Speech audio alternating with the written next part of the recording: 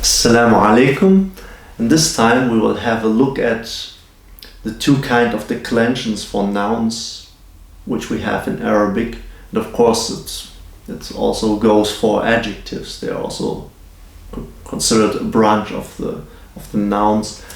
And except for some exceptions like the regular masculine plural or regular feminine plural or the dual, but except for these three or some broken forms, if a weak letter comes at the end of the word, except for that we have these two kinds of declensions.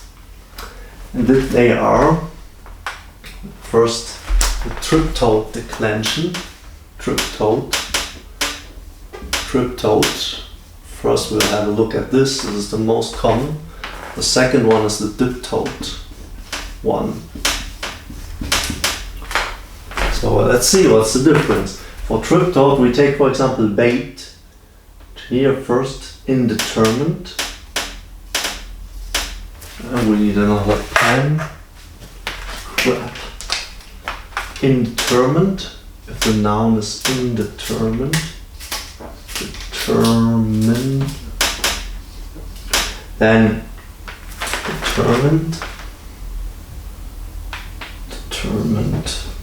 determined. And in Arabic we have three cases: the nominative, the genitive, and the accusative. So let's take the example of bait. Bait. What does bait mean? Bait means house. So we have a house, and the ending for the indeterminate nominative case is un.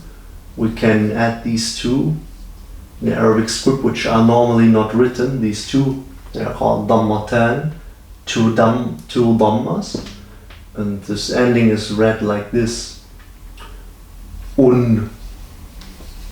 Baytun.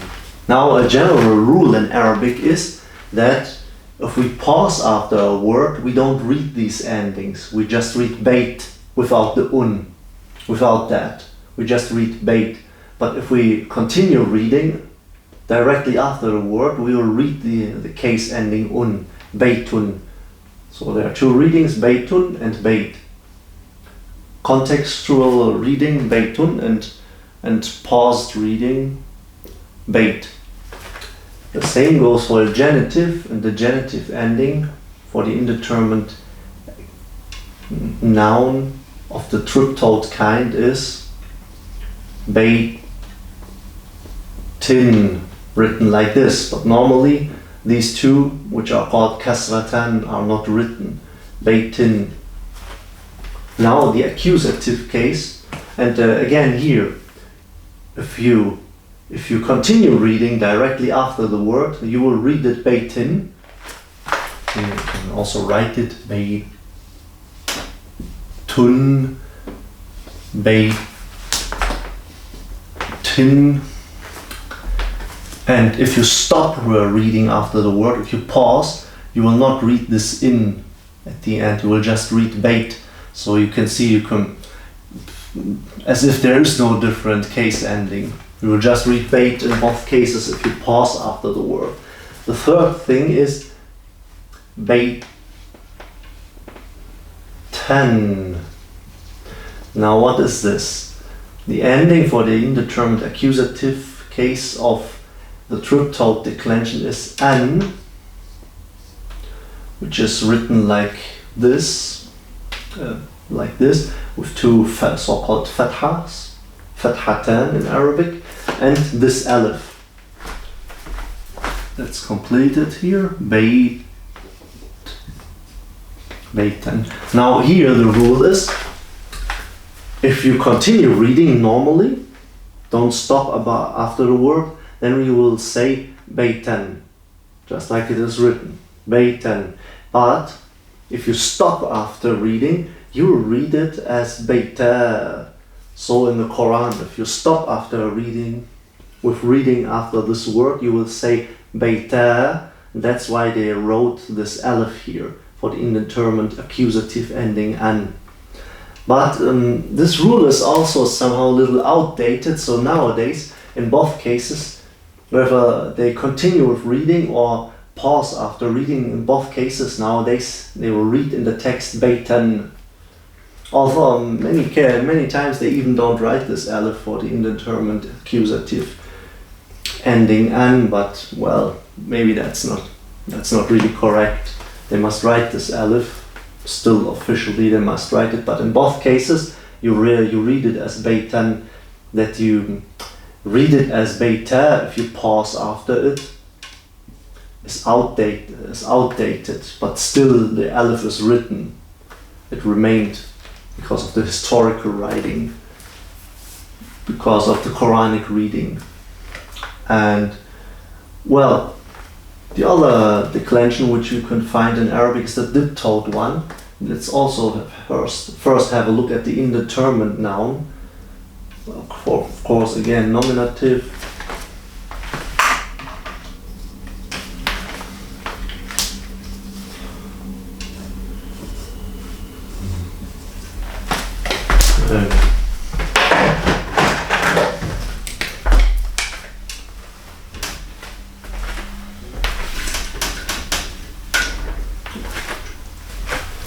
Nominative case.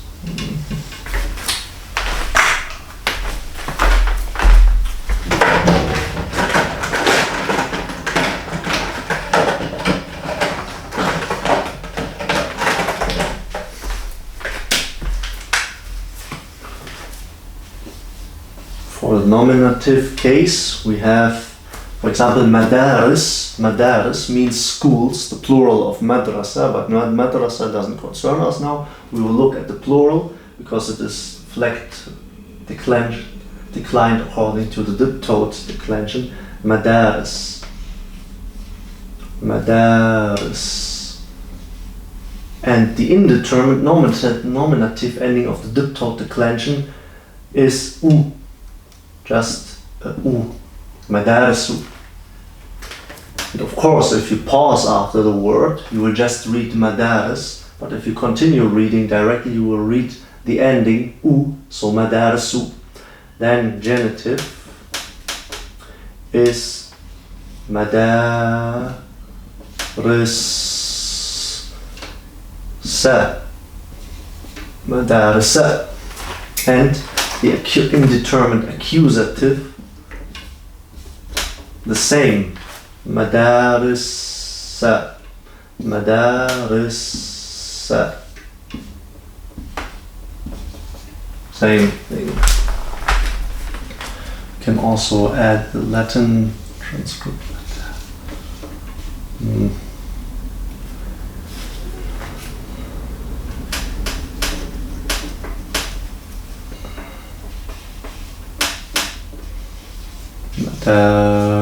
Madarisu.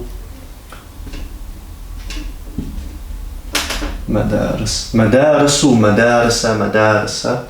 Of course, if you pause, you will just read madaris. Like here, you will just read bait.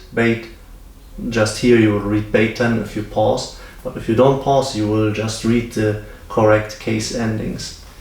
So now let's have a look at the determined noun. The determined noun, because there you will find no difference between triptotes and diptotes. There's just one declension. If you determine a noun with the article al, you will have for nominative al-bayt, al-bay, al-baytu, and al-madarisu. Al-madarisu. Same thing, same ending, article al here, and the ending is just u for the determined nominative.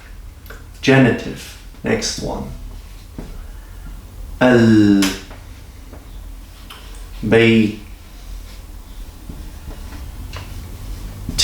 and This is an Arabic comma. If I draw it the right way. Al-madarisi.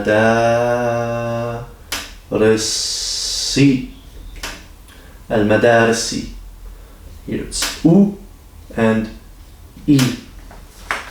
Al-madarisi. And of course in the accusative, as you might have guessed, let's write it down. For the accusative,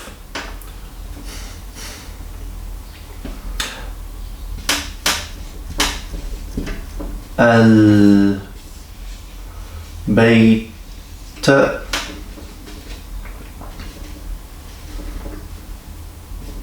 plus al-madaris.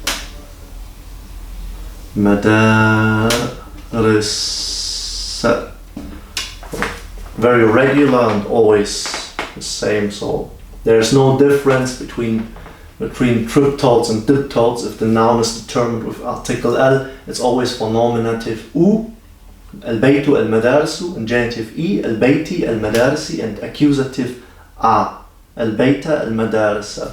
And of course, I think now let's read all of it again in the contextual form first. So baytun, baytin, baytan, madarisu, madarisa, madarisa, al-baytu, al-madarisu, al-bayti, al-madarisi, al-bayta, al-madarisa.